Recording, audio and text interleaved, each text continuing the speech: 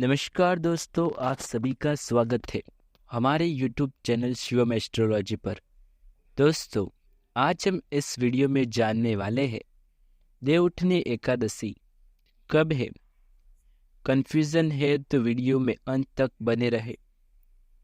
दिवाली के 11वें दिन देवउठनी एकादशी मनाई जाती है।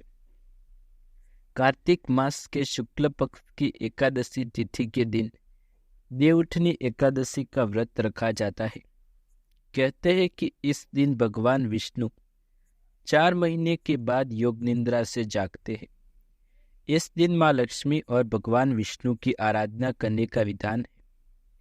इस दिन से ही विवाह, मुंडन, गृह प्रवेश और उपनयन जैसे मांगलिक कार्य शुरू हो जाते हैं।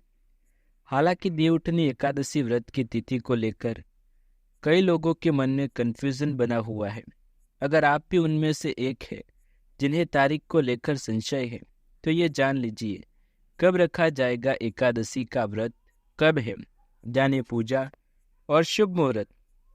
वीडियो में आगे बढ़ने से पहले यदि आप हमारे चैनल पर नए हैं तो चैनल को सब्सक्राइब करके बेल आइकन जरूर दबाएं और वीडियो को अभी से एक लाइक कर दें।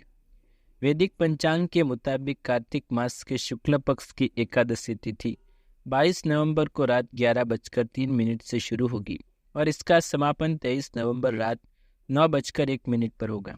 उदया तिथि के अनुसार देवउठनी एकादशी व्रत 23 नवंबर को रखा जाएगा।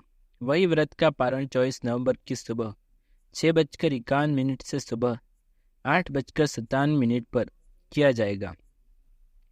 देवउठनी एकादशी व्रत का शुभ योग। एकादशी के शुभ योग की बात करें तो यह दिन पूजा पाठ के लिए उत्तम माना जाता है। आपको बता दें कि इस बार 3 योग बनने जा रहे हैं: रवि योग, सिद्धि योग और सर्वार्थ सिद्धि योग। सर्वार्थ सिद्धि योग सुबह 11:55 से शुरू होगा। वही रवि योग सुबह 6:50 से शाम 5:16 तक रहेगा। इसके बाद सर्वार्थ सिद्धि योग शुरू हो जाएगा। देवउठनी एकादशी का व्रत महत्व। हिंदू धर्म में एकादशी व्रत का बहुत ज्यादा महत्व है। इस एकादशी को देवउठनी एकादशी के नाम से भी जाना जाता है। कहते हैं कि इस दिन माँ लक्ष्मी और भगवान विष्णु की उपासना करने से व्यक्ति की समस्याओं का निवारण होता है और पाप दूर होते हैं। कहा तो ये भी जाता है कि ऐसा करने से अक्षय पुण्य की प्राप्ति होती है। इस खास दिन दान करने से घर में सुख, समृद्धि, ऐश्वर्य, बल, बुद्धि का आशीर्वाद प्राप्त होता है। ज्योतिषियों द्वारा बताया गया है कि इस बार देवउठनी एकादशी के दिन कुछ खास योग का निर्माण होने जा रहा है, जो कई राशियों के जातकों के लिए शुभ साबित होने वाला है। जी हाँ, सर्वार्थ सिद्धि योग, रवि योग और महालक्ष्मी योग का संयोग इस बार देवस्थान एकादशी के दिन बन रहा है।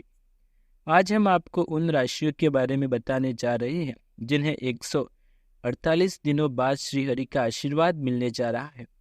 साथ ही किस्मत भी चमकने वाली है। चलिए जानते हैं। मेष राशि। मेष राशि के जातकों के लिए देवउठनी एकादशी का दिन अत्यंत शुभ माना जाता है।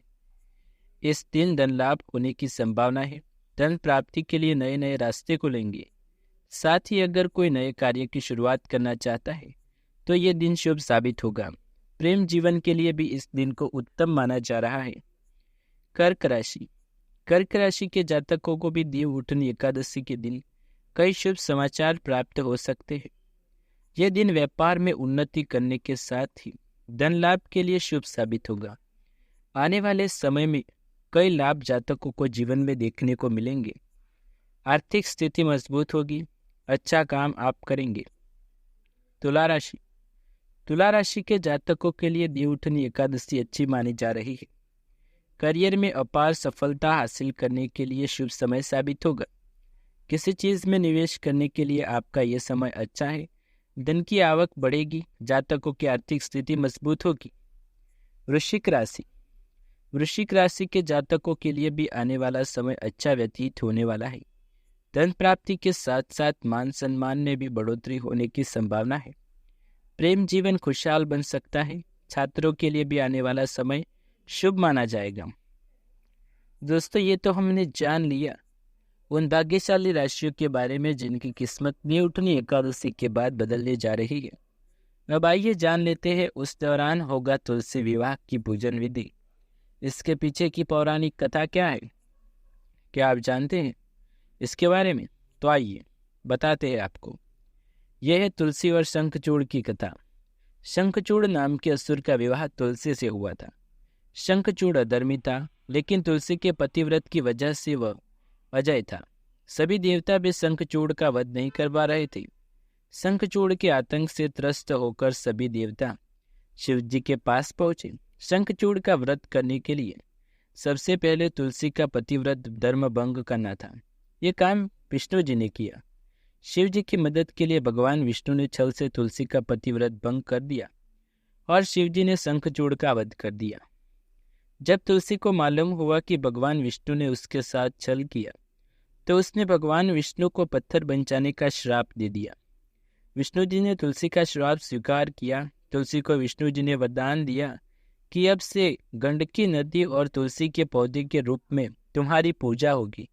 मेरी पूजा में भी तुलसी का उपयोग जरूर होगा। गंडकी नदी से मिलते हैं शालिग्राम जी। नेपाल में बहने वाली गंडकी नदी भी तुलसी का ही एक स्वरूप मानी गई है। इस नदी का एक विशेष प्रकार के काले पत्थर मिलते हैं, जिन पर चक्र, गदा आदि के निशान बने होते हैं। इन पत्थरों को भगवान विष्णु का स्वरूप माना जाता है।